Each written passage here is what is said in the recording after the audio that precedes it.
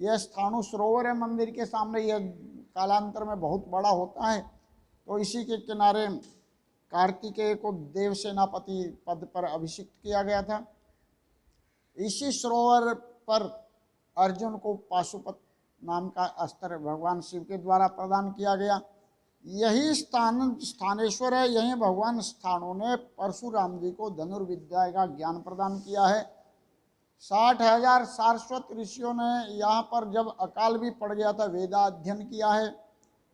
ब्रह्मा जी की 9वीं पीढ़ी में महाराज वेन जो अधिगति को प्राप्त हो गए थे 8वीं पीढ़ी में हुए हैं, उनके पुत्र पृथु महाराज जो 9वीं पीढ़ी में और क्लोन से पैदा हुए हैं, वो यहाँ पर आए। उन्होंने स्थानों का अर्चन पूजन किया और अपने पिता को सदगति प्रदान कराई।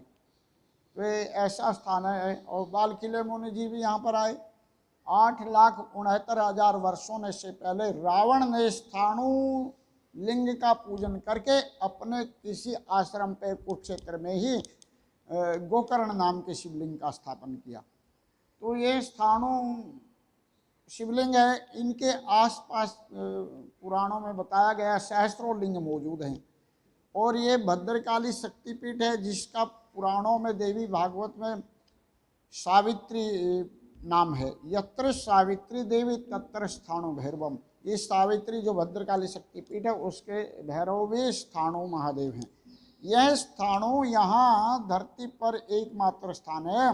स्थाणु भगवान शिव जो है तीनों रूपों में विराजमान है। कल्याणकारी रूप में स्थाणु शिव, आतताइयों को रुलाने के लिए स्थाणु रुद्र, और तंत्र आदि तांत्रिक क्रियाओं को कंट्रोल में करने के लिए, सुव्यवस्थित करने के लिए, और देवी के भैरव के रूप में भी स्थाणु महादेव यहाँ भैरव रूप में भी विराजमान है। तो तीनों लोकों में एकमात्र स्थान जहाँ भगवान स्थाणु तीनों रूपों में विराजमान। तीनों लोकों में स्थाणु भगवान की ख्याति है। आकाशे तारकलिंगम पाताले हाटकेश्वर मृत्युलोके महाकाल सर्वलिंग नमोस्तुते स्थाणुलिंग नमोस्तुते। आकाश में देवता लोग तारक नाम के शिवलिंग को श्रेष्ठ समझकर उनका पूजन करते हैं। पाताल में राक्षस आदि नाग आदि हाटकेश्वर नाम के शिवलिंग को श्रेष्ठ समझकर उनकी पूजा करते हैं। मृत्युलोक अर्थात तो धरती पर विशेषतया उज्जैन के महाकाल शिवलिंग को बड़ा समझकर प्राणी इनका पूजन करते हैं। लेकिन इन तीनों की शक्ति भी, आकाश जो स्वर्ग है उसकी भी, जो पाताल लोक है उस वाले शिवलिंग की भी, और जो महाकाल है उनकी शक्ति भी केवल और केवल स्थाणु महादेव का पूजन करने से ही वह पुण्य फल प्रदान हो जाता है, जो तीनों शिवलिंग की पूजा करने से प्राप्त होता है। स्थाणु भगवान जिलहरी अर्थात शक्ति से संयुक्त हैं। शक्ति और शिव भगवती पार्वती यहाँ भवानी नाम से हमेशा स्थाणु के साथ वाम भाग में विराजमान रहती है। तो इन स्थाणु भगवान की आराधना करने से ब्रह्मांड के समस्त देवताओं की पूजा हो जाती है। यह यूनिटी की उपासना, समष्टि की उपासना है। शिवलिंग में उपासना समष्टि की उपासना कही गई है। सभी का पूजन हो जाता है। संभवतः भगवान स्थाणु के इस प्रभाव को जानते हुए, किस प्रभाव को कि स्थाणु की एक परिक्रमा कर लेता है तो वह पर्वतों सहित और समुद्रों सहित पृथ्वी की परिक्रमा करने के फल के बराबर है। संभवतः भगवान गणेश ने जब उनको कहा, कार्तिकेय और गणेश को, जो धरती की पहले परिक्रमा करके आएगा उसी को श्रेष्ठ समझ लिया जाएगा, तो संभवतः इस प्रभाव को गणेश जी जानते थे। उस प्रभाव को जानते हुए गणेश जी ने माता पार्वती और शिव को इसी स्थान पर बिठाया होगा और उनकी पूजा करके उनका परिक्रमा की होगी। तो पूरी धरती की परिक्रमा करने के फल के बराबर यह गिना गया है। तो कार्तिकेय इसमें पराजित हो गए और गणेश जी बुद्धिमता से जीत गए।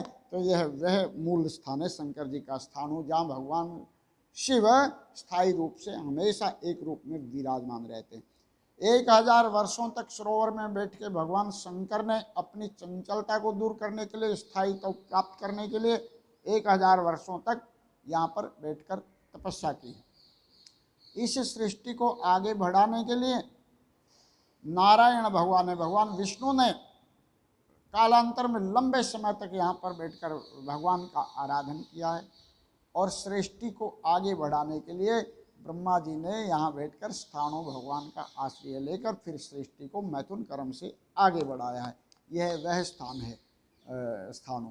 यहाँ इस स्थाणु मंदिर में जो एक बार किसी कामना को लेकर या निष्काम भाव से जैसे भी हो प्रवेश कर जाता है तो वह सब पापों से मुक्त हो जाता है और सद्य मुक्ति का पात्र हो जाता है। क्योंकि कुरुक्षेत्र में त्रिधा मुक्ति बताई गई है। गंगायाम जले मुक्ति, वाराणस्याम जल स्थले, कुरुक्षेत्र त्रिधा मुक्ति, अंतरिक्ष जल स्थले। गंगा जी का जल गोमुख से लेकर गंगा सागर तक लगभग 2600-2700 किलोमीटर तक चलती है। तो सर्वत्र गंगा जल मुक्ति देने वाला, क्योंकि सगर के 60,000 पुत्र उनकी 3 पीढ़ियाँ यहाँ गंगा जी को धरती पर लाने के लिए तप करती रही और जाके फिर यह काम पूरा हुआ। भागीरथ इसमें सफल हुए, अंशुमान सगर अंशुमान भागीरथ सफल हुए। तो 60,000 पुत्रों को गंगा जी उनकी राख को पता नहीं 30,000 वर्षों से वहाँ पड़ी हुई थी, तो उनको बहा दिया, तो वो भी मुक्ति के पात्र हो गए। गंगा जी सर्वत्र मुक्ति देने वाली बात। वीडियो बड़ी होने के कारण बाकी की जानकारी हम आपको अगले एपिसोड में दिखा पाएंगे। तब तक के लिए आप बने रहिएगा हमारे साथ। जय श्री राम, जय शंकर की।